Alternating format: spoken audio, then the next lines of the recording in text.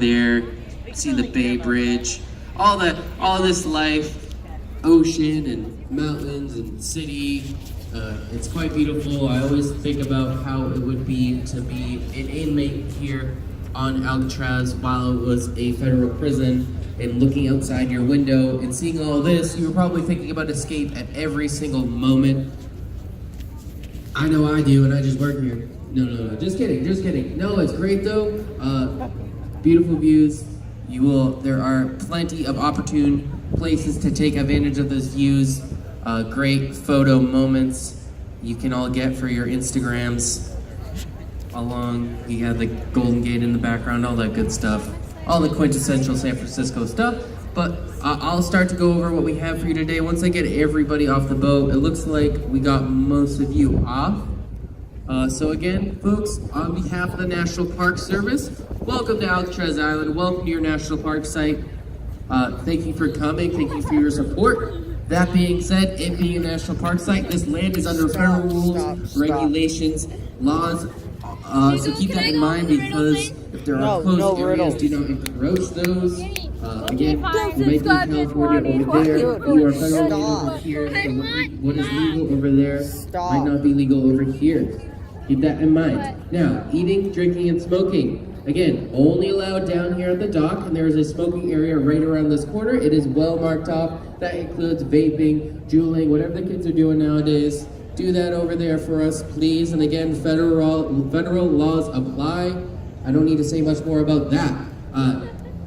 Water is permitted throughout the park, of course.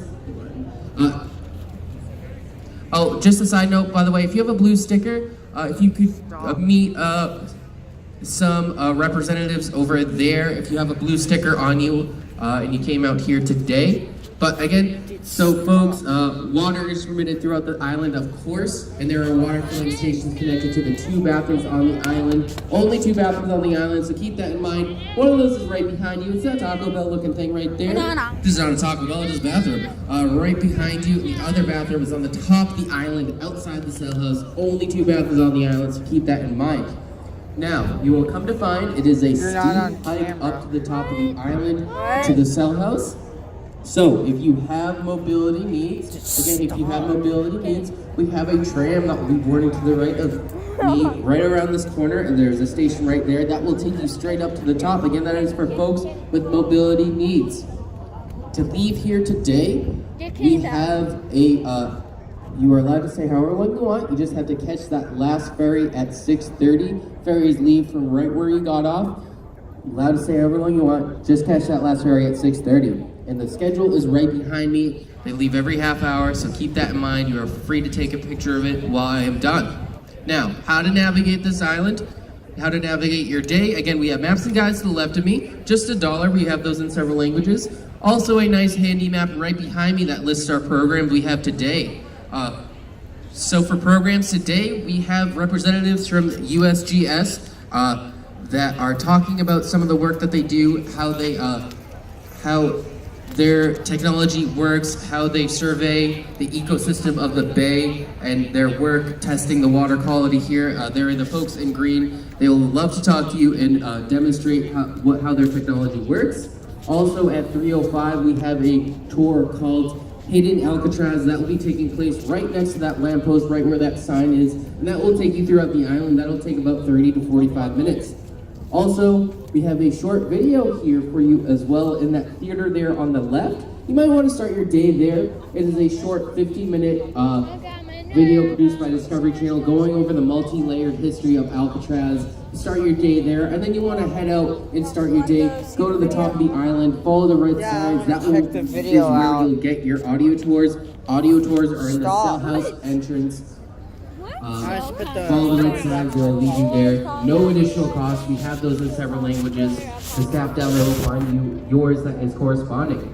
Any other questions, feel free to ask me. And again, like I said, guest author is in the cell house, Jolene Babiak. She grew up on Alcatraz.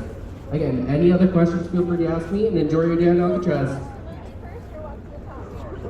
What movie? Thank you. Yeah, let's go check out the movie. It's like a movie about the history of Alcatraz. Twilight.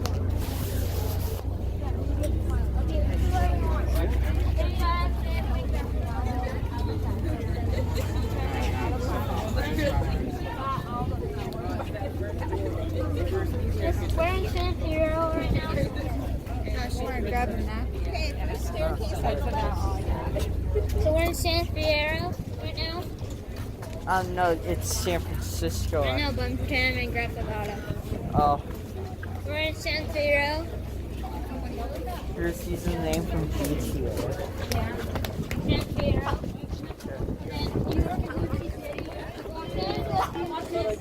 Okay, You yeah, guys can't go to San Fierro. I know.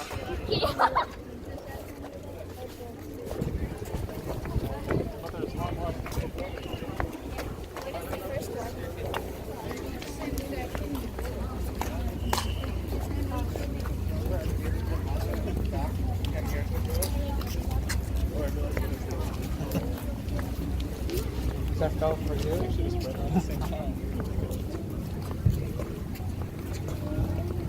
Actually, the staircase isn't as bad. That's not it. But it's not a great staircase. The other staircase is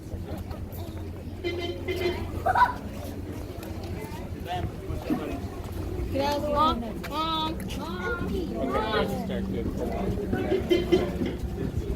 No go. Mama. Mama. Mama. Where are you going, upstairs?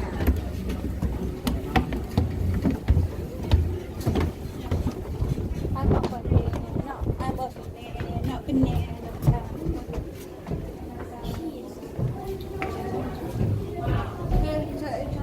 It's like that cut back there. It was like kind of old, like it was like trying to. Yeah, just entered Twilight Zone. I just like ritual stuff like this.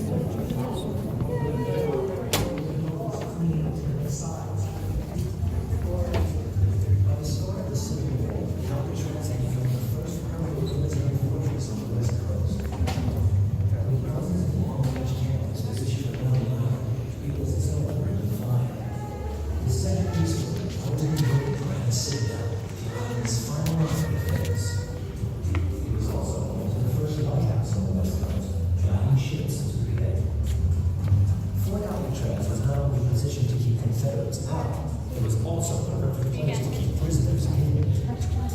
Alcatraz was never involved in the was no ever attacked California.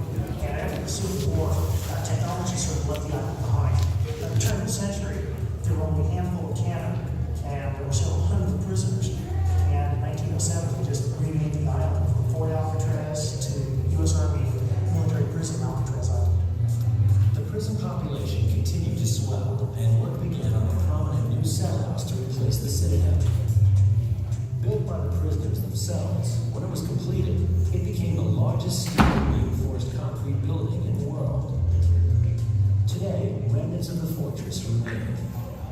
Some are easy to spot, but much of it lies buried under buildings from later years.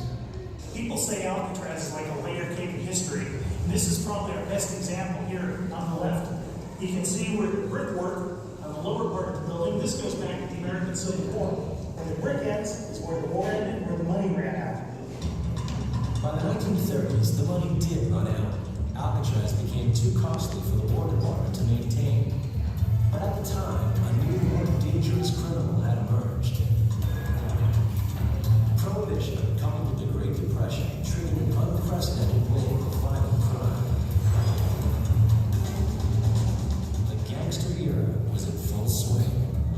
An increasingly fearful American public called for a tougher type of detention facility. And in 1933, the War Department transitioned Alcatraz to the newly created Federal Bureau of Prisons.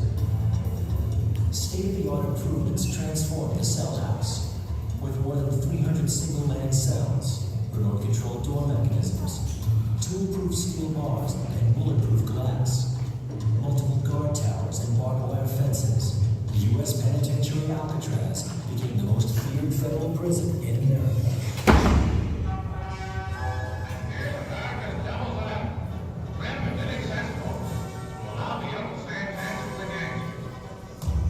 This seemingly impenetrable maximum security prison held some of the most notorious criminals of the day. Scarface Al Capone, George Machine Gun Kelly, Alvin Creepy Carcass, and the Birdman Robert Stroud. Its high-profile residents created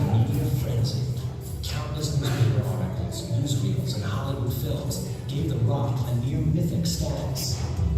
For outsiders, the mystique was intriguing. For those on the inside, reality was a different story. I'm John Banner, 1133 Alcatraz. I was here for bank robbery, and I was here for 4 years. It made an honest man out of me. It was a wake-up call. Life on the rock was monotonous at best. Prisoners followed a strict routine. But Rule 5 in that rule book said, here, you're allowed food, clothing, shelter, medical attention, and nothing else. Rule 21. Prisoners are required to work at whatever they're told to do. There is no incentive for good behavior, only punishment for bad. Rule 30. A prisoner's cell is subject to search at any time.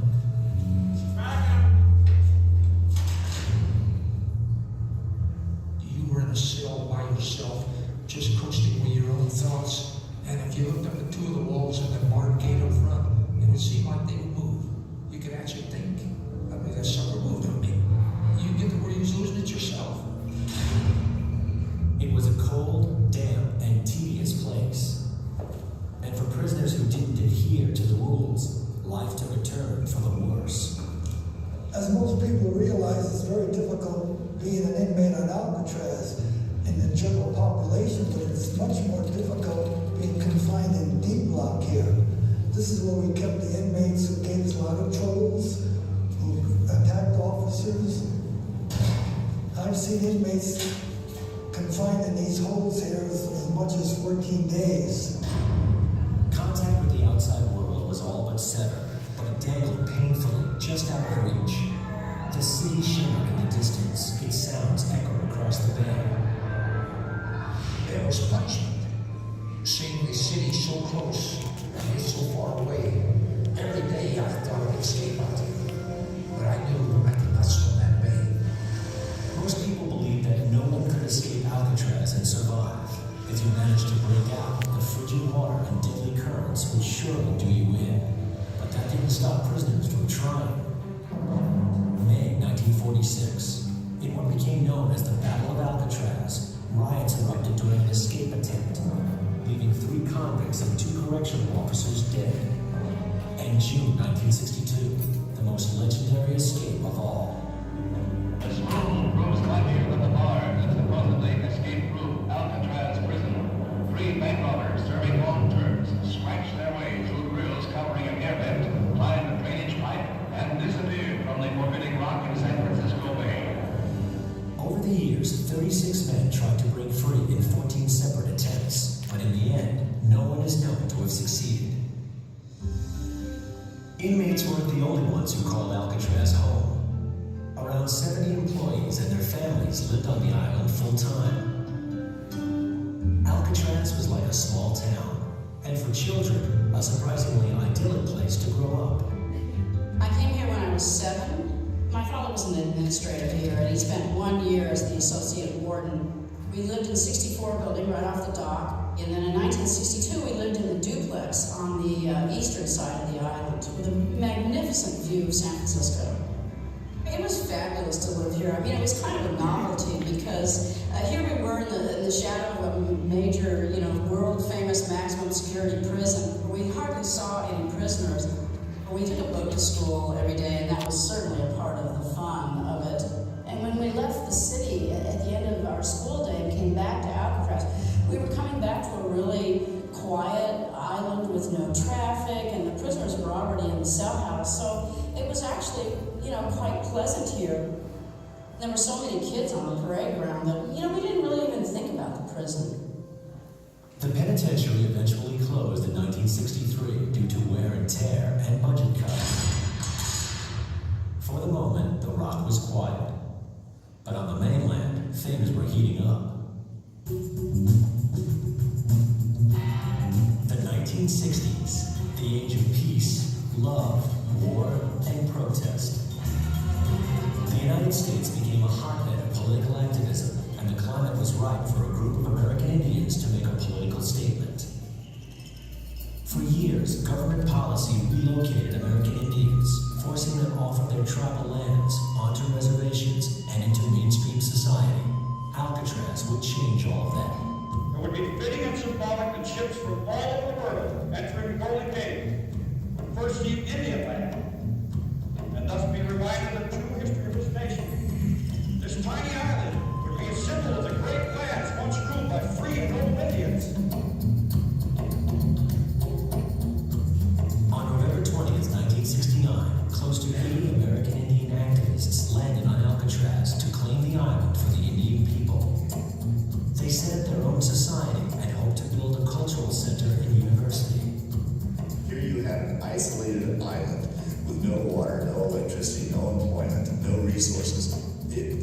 underassembled Indian reservations. So we thought if we came out here and challenged the government to give back some land to American Indians, why not give us a piece of land that's just like our reservations? The event sparked widespread public support. Thousands of Indians of all tribes arrived at Alcatraz to join forces in this common goal. Ed Castillo was one of the very first on the island. He lived there for 15 weeks. My memories of Alcatraz are being cold, being wet, being excited, being a part of something that was going to change. Here are all these educated, thinking Indians who were involved in changing the world, and that was a very empowering thing. American Indians lived on Alcatraz for 19 months. The occupation ended in 1971 when U.S. Marshals removed the demonstrators who remained.